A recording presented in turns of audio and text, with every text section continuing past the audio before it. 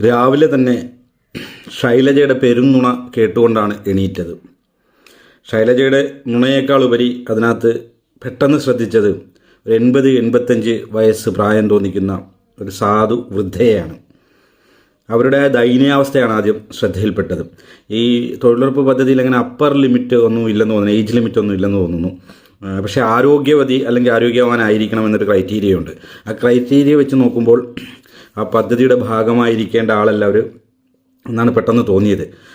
ഈ പ്രായത്തിലും അല്ലെങ്കിൽ ഈ ഒരു സ്ഥിതിയിലും ഈ തുച്ഛമായ വരുമാനത്തിന് വേണ്ടി ജോലി ചെയ്യേണ്ട, വിശ്രമ ജീവിതം നയിക്കേണ്ട സമയത്ത് അധ്വാനിച്ച് വെയിലത്ത് പോയി പൊരുവെയിലത്ത് പോയി അധ്വാനിക്കേണ്ട ഗതികേടിലാണ് ആ പാവങ്ങൾ. ശൈലജയുടെ വീഡിയോയിൽ നിന്ന് ആദ്യം വ്യക്തമായത് അതാണ് കേരളത്തിൻ്റെ സാമൂഹിക സ്ഥിതി. ആ സ്ത്രീയെ ചേർത്ത് പിടിച്ചുകൊണ്ടാണ്, ആ വൃദ്ധയെ ചേർത്ത് പിടിച്ചുകൊണ്ടാണ് ശൈലജ നട്ടാൽ കുറുക്കാത്ത പെരും നുണ പറയുന്നത്. പെരും നുണച്ചി എന്ന് നമുക്ക് കൃത്യമായിട്ട് ശൈലജയുടെ മുഖത്ത് നോക്കി വിളിക്കാം. പെരുങ്കള്ളി എന്നൊക്കെ കോവിഡ് കാലത്തെ കൊള്ളയുടെ പേരിൽ ജനം അവരെ വിളിക്കുന്നുണ്ട്. പെരും നുണച്ചി എന്ന് വിളിച്ചതിൻ്റെ പേരിൽ അത്തരം കാര്യങ്ങൾ പറഞ്ഞ പേജുകളിലും ഞാനടക്കമിട്ടവരുടെ പോസ്റ്റുകളുടെ താഴത്ത് വന്നിട്ട് CPMൻ്റെ സൈബർ കമ്മികളുടെ കരച്ചിലാണ് നടക്കുന്നത്. പെരും നുണച്ചി എന്ന് വിളിക്കാൻ പാടില്ല. ഇവിടെ നുണ പറയുന്നവരെ നുണച്ചി എന്നല്ലാതെ സത്യഭാമ എന്ന് വിളിക്കണോ? ലാലേട്ടൻ പണ്ട് ഏതോ സിനിമയിൽ ചോദിക്കുന്ന പോലെ. ഏറ്റവും വലിയൊരു നുണയാണ് അവർ പറഞ്ഞത്. മഹാത്മാഗാന്ധി ദേശീയ തൊഴിലുറപ്പ് പദ്ധതി CPM ആണ് കൊണ്ടുവന്നതെന്ന്. ഈ പദ്ധതിയുടെ നാൾവഴികൾ അറിയാത്ത CPM അനുഭാവികളെ പറ്റിക്കുന്ന പരിപാടി നാളേറെയായി ഇവർ തുടങ്ങിയിട്ട്. ഈ പദ്ധതി ഗ്രാമീണ ഇന്ത്യയിലെ പട്ടിണി മാറ്റാൻ വേണ്ടി എല്ലാവർക്കും തൊഴിലെന്ന് പറയുന്ന ആ സ്വപ്ന പദ്ധതി ഇന്ദിരാഗാന്ധിയുടെ കാലത്ത് തന്നെ ആലോചന ഉണ്ടായിരുന്നതാണ്. അന്ന് നടപ്പിലാക്കാൻ കഴിഞ്ഞിട്ടില്ല. എന്തുകൊണ്ട് അന്ന് നടപ്പിലാക്കിയില്ല എന്നാണ് ചോദ്യം. അത് ഈ മറ്റേ ഉമ്മൻചാണ്ടി കൊണ്ടുവന്ന മെട്രോ എന്തുകൊണ്ട് കരുണാകരൻ നടപ്പിലാക്കിയില്ല അല്ലെങ്കിൽ R ശങ്കർ നടപ്പിലാക്കിയില്ല എന്ന് ചോദിക്കുന്ന പോലെ അബദ്ധജടിലമായ ഒരു ചോദ്യമാണത്. ഇന്ദിരാഗാന്ധിയുടെ കാലത്തോ അല്ലെങ്കിൽ അതിനു മുമ്പ് നെഹ്റുവിൻ്റെ കാലത്തോ ഒന്നും ഇത് കൊണ്ടുവരാൻ പറ്റില്ല. കാരണം ഒന്നുമില്ലാത്ത ഇന്ത്യയെ കൈപിടിച്ചുയർത്തുന്ന സമയമാണ്.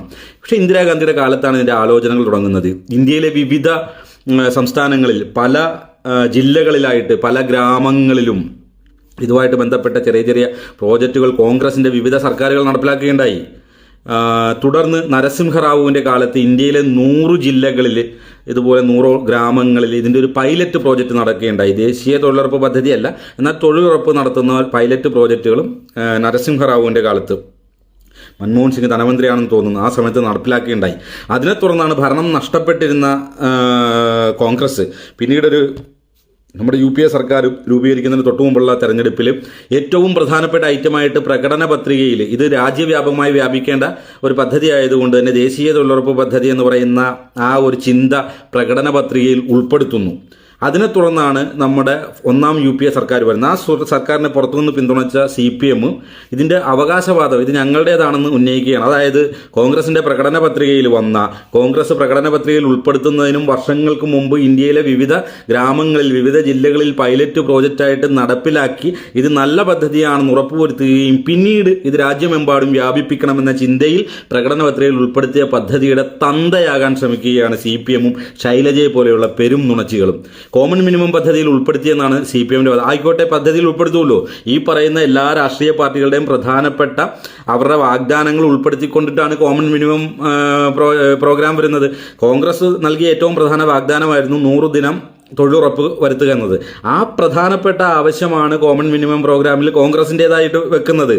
ആ കോൺഗ്രസിൻ്റെ പദ്ധതിയാണ് CPM എല്ലാവരും കൂടി അംഗീകരിച്ചുകൊണ്ടൊരു കോമൺ മിനിമം പ്രോഗ്രാം വരുന്നത്. അതിൽ CPMന് യാതൊരുവിധ റോളും ഇല്ല. കോൺഗ്രസിൻ്റേതായ, കോൺഗ്രസ് ഉണ്ടാക്കി വെച്ചൊരു പദ്ധതി മാത്രമാണ്. അതിൻ്റെ തന്ത ചമഞ്ഞുകൊണ്ട് കുറേ പാവങ്ങളെ പറ്റിക്കാൻ, കുറേ CPM അനുഭാവികളെ, അന്തം കമ്മികളെ പറ്റിക്കാൻ CPMന് ആ കാലത്തും കഴിഞ്ഞിട്ടുണ്ട്, കഴിഞ്ഞ കാലം കഴിഞ്ഞു, നാളെയും കഴിയുമായിരിക്കും. പക്ഷേ അത് ചരിത്ര നിഷേധമാണ്. ചരിത്രത്തിൽ എവിടെയും ദേശീയ തൊഴിലുറപ്പ് പദ്ധതിയുടെ പിതാവ് എന്ന അവകാശം അല്ലെങ്കിൽ മാതാവ് എന്ന അവകാശവാദം ഉന്നയിക്കാൻ CPMനോ CPMൻ്റെ നേതാക്കൾക്കോ കഴിയില്ല. അതുകൊണ്ട് തന്നെ ശൈലജ ഇന്നലെ ആ സ്ത്രീകളെ ചേർത്ത് പിടിച്ച് നടത്തിയ നാടകം എന്ന് പറയുന്നത് അങ്ങേയറ്റം നാണം കെട്ട നാടകമാണ്. ഈ പദ്ധതിയുടെ പേരിൽ നിന്ന് മഹാത്മാഗാന്ധിയുടെ പേര് വെട്ടിമാറ്റിയ സംഘപരിവാർ പുലർത്തിയ അതേ സമീപനം തന്നെയാണ് ഈ പദ്ധതിയുടെ ഇല്ലാത്ത അല്ലെങ്കിൽ ഈ പദ്ധതിയുടെ അവകാശവാദം ഉന്നയിക്കുന്ന CPM ചെയ്യുന്നത്. ശൈലജയെ അക്ഷരം തെറ്റാതെ പെരും നുണച്ചി എന്ന് തന്നെ ചരിത്രത്തിൽ അടയാളപ്പെടുത്തേണ്ടതുണ്ട്. കേരള രാഷ്ട്രീയത്തിലെ പെരും നുണച്ചി തന്നെയാണ് ശൈലജയെന്ന് ഈ തെറ്റായ ഈ നുണപ്രചാരണം കാണുമ്പോൾ ഏതൊരു പൗരനും വിളിച്ചു പോകാവുന്നതാണ്, ഏതൊരു പൗരനും വിളിക്കാവുന്നതാണ്. അതിൽ അസ്വസ്ഥപ്പെട്ടിട്ട് കാര്യമില്ല, അതിൽ സങ്കടപ്പെട്ടിട്ട് കാര്യമില്ല. കാരണം ഈ നുണ പറയുന്നത് അവസാനിപ്പിച്ച് കഴിഞ്ഞാൽ ഇത്തരത്തിലുള്ള പേരുകൾ വീഴുന്നത് ഒഴിവാക്കാൻ പറ്റും. പ്രിയപ്പെട്ട ശൈലജ, ഇനിയെങ്കിലും കള്ളം പറയുന്നത് നിർത്തിയിട്ട് സത്യസന്ധമായ രാഷ്ട്രീയ പ്രവർത്തനം നടത്തുക.